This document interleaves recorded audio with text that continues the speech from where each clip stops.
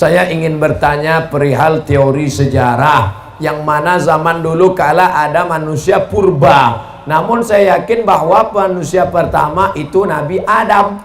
Lalu apakah manusia purba itu benar-benar ada, Pak Ustadz? Adakah ayat Quran atau hadis yang menjelaskan manusia purba? Nabi Adam panjangnya situna zira'an, 60 hasta. Saya berapa hasta? Satu hasta nih, dari ujung nih ke sini. Satu hasta, dua hasta, tiga hasta, empat hasta. Karena kita udah lama kenal, tambah sedikit, 5 hasta. Nabi Adam 60 hasta. Kalau begitu Nabi Adam panjang sekali. Lalu kemudian berkurang. Anak saya ini last edition, yang paling kecil. Sedangkan manusia purba itu jutaan tahun yang lalu, dari fosil-fosil yang ditemukan dalam tanah. Sedangkan dari Nabi Adam ke Nabi Muhammad SAW tidak sampai jutaan tahun.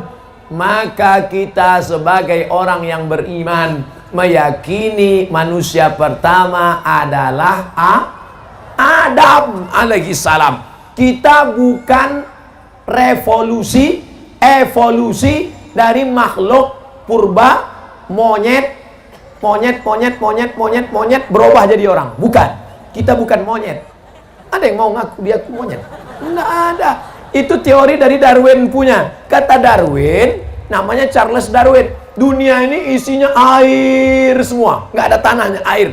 Lalu air ini disinari cahaya matahari menguap, lalu muncullah tanah. Lalu ikan yang dalam air berevolusi naik ke darat, manjat pokok kayu, berbulu jadi monyet. Monyet tadi berevolusi jadi orang. Ini teori masih diragukan. Kenapa? Karena kalau monyet itu berevolusi, kenapa setelah jadi kita kok nggak berubah lagi? Abdul Somad, kenapa Abdul Somad tidak berevolusi jadi makhluk baru? Apa kayak namanya gitu? Nggak ada. Ini menunjukkan bahwa manusia bukan evolusi dari monyet, tapi manusia memang makhluk yang berdiri sendiri, diciptakan Allah di surga, lalu dikirim ke dunia. Yang jelas makhluk Allah dua. Wa ma khalaqatul jinna wal insa, jin dan manusia. Maka kita meyakini itu sesuai yang tersebut dalam Quran dan hadis Nabi Muhammad sallallahu alaihi wasallam. Semoga Ustaz selalu dalam lindungan Allah, amin. Bagaimana cara agar usaha kita diberi kelancaran tanpa kita harus cari? Oh, nggak bisa. Oh, masih ada sambungannya. Tanpa harus kita cari pelaris, dan selalu diridhoi Allah. Pertama kali masuk warung ketika pagi, yang punya warung jualan, toko, ruko, dagangan di pasar, pertama kali masuk pagi baca Fatihah 1 kali, Qul huwallah 3 kali, Qul a'udzu falak sekali, Qul a'udzu nas sekali, ayat kursi sekali. Saya ulang lagi. Fatihah 1 kali, Qul huwallah 3 kali, Qul a'udzu falak sekali, Qul a'udzu nas sekali, ayat kursi 1 kali. Waktu masuk pertama kali barang dagangan. Masuk bismillahirrahmanirrahim, Fatihah sampai habis. Bukan masuk Fatihah sekali, Allah 3 kali. Bukan itu maksudnya. Karena ada orang ketika mabuk, ini mabuk nih, dia pakai narkoba, mabuk, datang temannya, istighfar.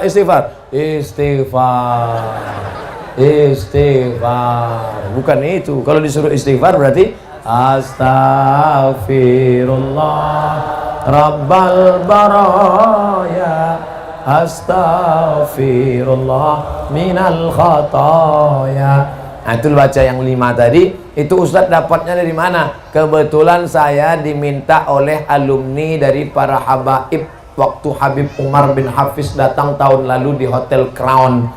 Saya pembawa acara Habib Jin dan penerjemah Habib Umar bin Hafiz yang beri materi di hadapan pengusaha-pengusaha. Ada pengusaha yang nanya, Habib, kami ini bisnismen, gimana supaya lancar? Itulah disampaikan Habib Umar bin Hafiz lengkap dengan ijazah. Pertama kali masuk baca Fatihah, Qul huwallahu 3 kali, Falaq sekali, Winas sekali, ayat kursi 1 kali. Ijazah dari beliau. Jangan lagi pakai mantra-mantra, masuk ke dalam mantra. Hai, hantu segala hantu, setan segala setan. Datanglah, datang. Orang yang menjual jiwanya kepada iblis sudah terjadi. Coba cari di internet artis-artis yang menjual jiwanya kepada setan. Pernah lihat?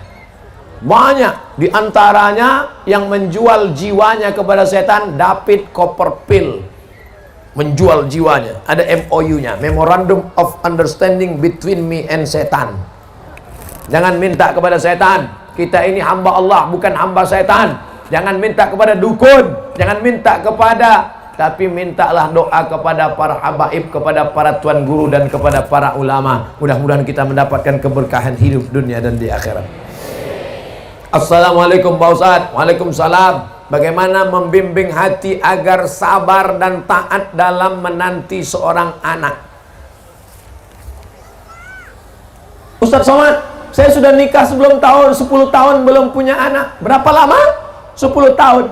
Nabi Ibrahim baru punya anak Ismail, umurnya 86 tahun. Kamu baru 10 tahun. Tunggu 76 tahun lagi. Doanya Rabbi habli minas salihin. Nabi Ibrahim berdoa 86 tahun baru dikabulkan Allah.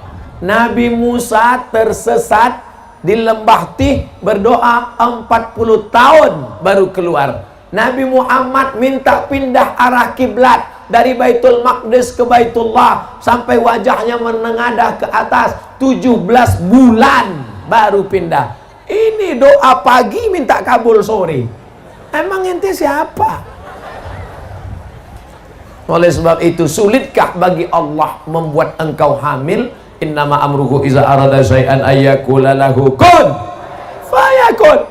Sudah diponis ini istri mandul, namanya Sarah. Sarah nggak mungkin punya anak, mandul, sudah tua. Tapi apa mau dikata, Allah punya kuasa. Akhirnya Sarah punya anak setelah Nabi Ibrahim berumur 99 tahun. 99 tahun jarak antara Ismail dengan Ishak, 13 tahun. 86 tambah 13, 99. Semua orang mengatakan Sarah mandul, gak mungkin punya anak. Ibrahim nikah sama Hajar, Hajar melahirkan anak Ismail, Sarah melahirkan anak Ishak. Allah punya kuasa. Oleh sebab itu jangan buka cabang dulu. Mana tahu yang pertama ini melahirkan. Kita doakan, mudah-mudahan wala aziban illa zawajtah, yang belum menikah mudah-mudahan ditemukan jodohnya. Wala raghiban illa anjabtah, yang ingin punya anak diberikan anak yang soleh dan solihah. Mudah Allah memberikan anak, saudaraku. Sebetulnya Allah hanya ingin melihat engkau bermunajat di tengah malam berdoa. Orang dulu anaknya 10, pulang dari bajak sawah, makan ikan asin, sambal teri, mati lampu, lahir 10.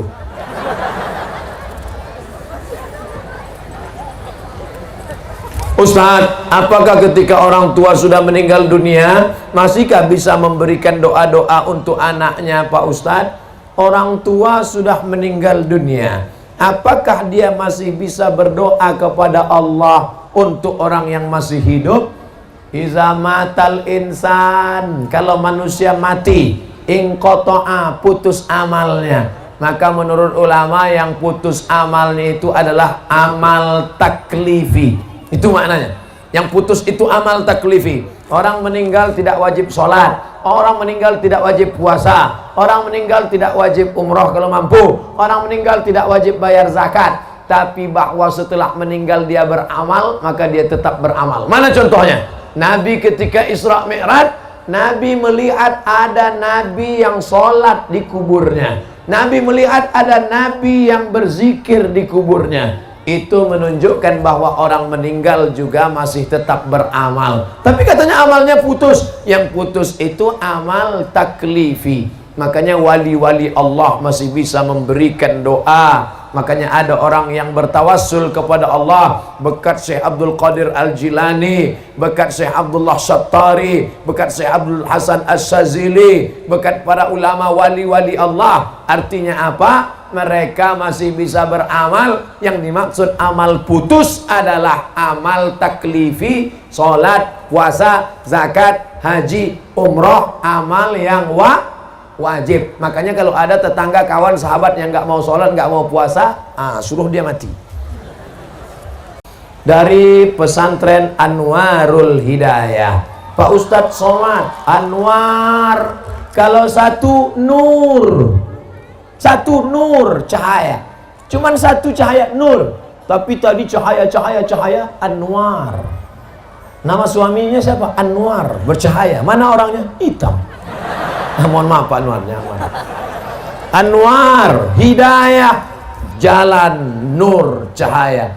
Semakin banyak pesantren-pesantren, maka semakin banyak cahaya-cahaya hidayah yang akan menerangi provinsi Banten, insya Allah.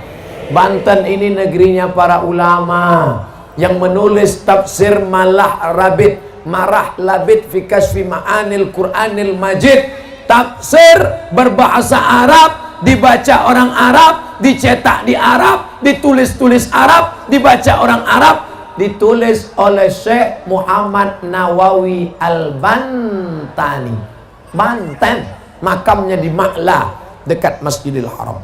Pak Ustadz, bagaimana hukum seorang penghafal Quran yang sedang haid, murojaah hafalannya dengan memegang mushaf, dan apa dalilnya? Saya hanya berpegang kepada kitab yang saya baca. Kalau ada ustadz lain yang fatwanya beda dengan fatwa yang saya sampaikan, mungkin dia lebih alim. Yang saya tahu, perempuan yang haid tidak boleh megang Quran, tidak boleh bawa Quran, tidak boleh baca Quran, tidak boleh masuk masjid, tidak boleh tawaf, tidak boleh puasa, tidak boleh sholat. 7 larangan. Tidak boleh bawa Quran, tidak boleh megang Quran, tidak boleh baca Quran, tidak boleh tawaf, tidak boleh i'tikaf, tidak boleh sholat, tidak boleh puasa. Itu Ustaz baca di mana? Al-Fiqhul Islami wa Adillatuh Syekh Wahbah Zuhaili. Jadi kalau mau ngulang bacaan, sepakat 4 mazhab, paling tua Hanafi, nomor 2 Maliki, nomor 3 Syafi'i, nomor 4 Hambali. Perempuan yang tidak suci dalam keadaan hadas besar, dalam keadaan haid, tidak boleh baca Quran.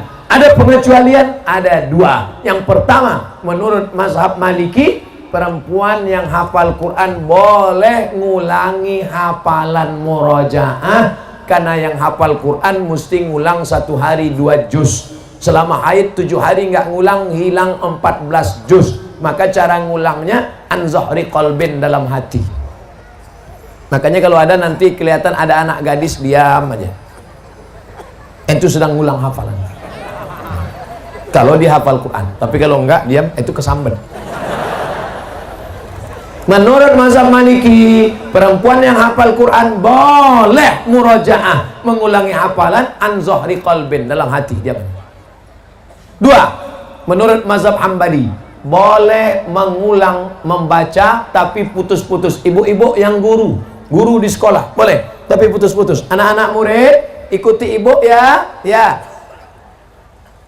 Ya ayyuha allazina amanu ittaqullah haqqa tuqatih. Boleh. Jadi yang boleh mengulang hafalan 2. Pertama, perempuan yang hafal Quran. Yang kedua, guru ngajar di sekolah untuk putus-putus, potong-potong, menurut yang saya baca. Jelas? Apa perlu bersyahadat ulang, berbaiat bagi yang sudah lahir dari keluarga muslim? Bapaknya muslim, ibunya muslimah, anaknya muslim. Datang ustadz, kamu belum Islam. Kalau mau Islam harus ulang syahadat di depan saya, karena saya disaksikan guru saya disaksikan guru saya, guru saya disaksikan guru saya, sampai ke Nabi Muhammad. Tapi bapak saya Islam. Bapak kamu nggak diakui Islamnya karena belum belajar ke saya. Ini lagi tren nih sekarang.